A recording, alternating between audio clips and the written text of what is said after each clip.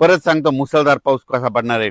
नाशिक जिल्हा, नंदुरबार जिल्हा, धुळे जिल्हा, जळगाव जिल्हा, संभाजीनगरचा उत्तरेकडील भाग, संभाजीनगर, त्याच्यानंतर जालना जिल्ह्याचा राजूर गणपतीच्या तिकडून जळगावपर्यंत, म्हणजे जळगाव जिल्हा, जळगावपर्यंत, त्याच्यानंतर इकडं बुलढाणा जिल्हा पूर्ण, अकोला जिल्हा पूर्ण, अमरावती जिल्हा पूर्ण, त्याच्यानंतर इकडं नंदुरबार, आपलं नागपूर, भंडारा, गोंदिया, चंद्रपूर, यवतमाळ आणि वाशिम, वाशिम ह्या पट्ट्यामध्ये काय होणार आहे, मुसळधार पाऊस पडणार आहे। कारण की जे चक्रीवादळ मध्य प्रदेश आणि महाराष्ट्राच्या बांधीनं हे कमी दाबाचा पट्टा असा जाणार आहे आणि गुजरातमध्ये जाऊन मात्र धुमाकूळ घालणार आहे।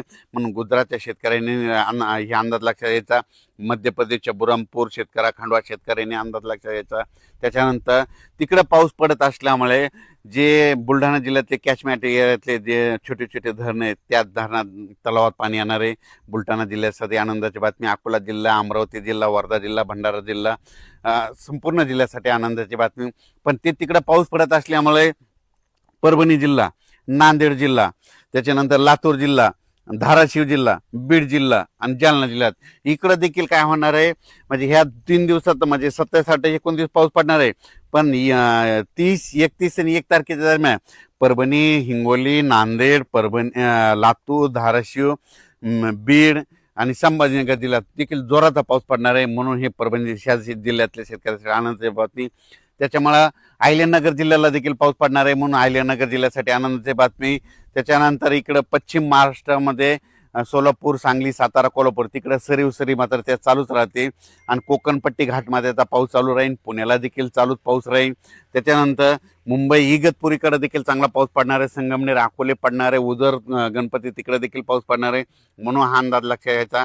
राज्यात परत आता हे नाशिककडे पुन्हा आता हे पाऊस तिकडे जात असल्यामुळं 30, 31 आणि 1 ऑगस्ट, 30, 31 जुलै आणि 1 ऑगस्टच्या दरम्यान नाशिककडे उत्तर भागाकडे पाऊस पडणार आहे। म्हणजे मालेगाव, नाशिक, तिकडे त्र्यंबकेश्वर, दिंडोरी, सुरत पट्ट्यात त्या तिकडे पाऊस पडणार आहे। म्हणून परत एकदा त्या नांदूर, मधनेश्वर, गंगापूर धरणामध्ये कॅचमेंट एरियामध्ये पाऊस पडल्यामुळे पुन्हा गोदावरी नदीला पुन्हा पाण्यात आहे। मग तो नंतर काय होणार आहे, 20,000 क्युसेसनं पुन्हा काय होईल पाणी गोदावरी नदीत, म्हणजे 3 ऑगस्ट, 4 आणि 5 ऑगस्टच्या दरम्यान येणार।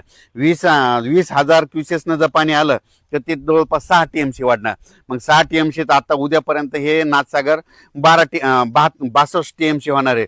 62 आणि 6, मध्ये माझा ते अंदाज आहे 5 ऑगस्टपर्यंत हे नाथसागर 78 म्हणजे 70% जाईल अशी म्हणजे माझी अपेक्षा आहे। आणि हो, कारण की ह्या नाथसागराव परभणी जिल्हा, बीड जिल्हा, नांदेड जिल्हा, हिंगोली जिल्हा हे ताण भागवणारं धरण आहे, संभाजीनगराचा पाणी पुरवठा करणारं धरण आहे, संपूर्ण MIDCचा देखील याच्यावर चालतंय। म्हणून 70% ह्या जवळ 5 ऑगस्टपर्यंत येईल, म्हणून सर्व शेतकऱ्यासाठी आनंदाची बातमी। त्यानंतर सगळ्यात महत्त्वाचं इकडं मोहोळ तालुका आहे, तिकडे आमचे मित्र आहेत सोलापूर जिल्ह्यातले, तर त्यांचा फोन आला की आमच्या मोहोळ तालुक्यामध्ये बऱ्याच गावामध्ये पाऊस नाही, मसले, चौधरी, त्या बरेच भाग असे वंचित आहेत। त्या शेतकऱ्याला सांगू इच्छितो की आज दुपारच्या नंतर मोहोळ तालुका, पंढरपूर, तिकडं सोलापूर जिल्ह्यामध्ये, इकडं मंद्रुप त्या परिसरामध्ये चांगला पाऊस पडणार आहे। म्हणजे 27, 28, 29 पडणार आहे आणि 30, 31 आणि 1 ऑगस्टचा ते देखील पडणार आहे। म्हणून तुमच्यासाठी आनंदाची बातमी। धाराशिव जिल्हा, इकडे कडा, आष्टी, बीड तिकडं देखील चांगला पाऊस पडणार आहे। इकडे बालमटाकडे त्या परिसरात देखील चांगला पाऊस पडणार आहे। त्याच्यानंतर आतापर्यंत तुम्हाला सांगतो जे वंचित छोटे छोटे तळे आहेत तर ते देखील ह्या पावसामध्ये बऱ्याच म्हणजे आता स्पीड जोरात राहणार आहे, त्याच्यामुळे ह्या पावसात देखील ते तळे भरणार आहे। आणि जालना जिल्ह्यातले जे भोकरदन, सिल्लोड, निल्लोड, त्याच्यानंतर जाफराबाद, राजूर, सिंदखेड राजा, धाड ह्या परिसरातल्या शेतकऱ्याचे फोन आले। इकडं सोयगाव, तिकडं मिरचीचं क्षेत्र आहे, मिरचीच्या क्षेत्रामुळे त्यांनी काय केलं, उन्हाळ्यातलं विहिरीतलं पाणी संपूर्ण उपसा केलेला आहे, आता विहिरीला पाणी नाही। त्यांच्यासाठी सगळ्यात आनंदाची बातमी, तुमच्या इकडं आता हे उद्याचा पाऊस म्हणजे आज उद्या 27, 28ला तर पडणारच आहे 29 पर्यंत, पण 30, 31 जुलै आणि 1 ऑगस्टच्या दरम्यान तुमच्या ह्या जालना जिल्ह्याच्या त्या परिसरामध्ये चांगला पाऊस पडणार आहे। छोटे छोटे वडे नाल्याला देखील पाणी येणार आहे, म्हणून अंदाज त्यांनी लक्षात द्यायचा। तुमच्या विहिरीला देखील पाणी येणार आहे।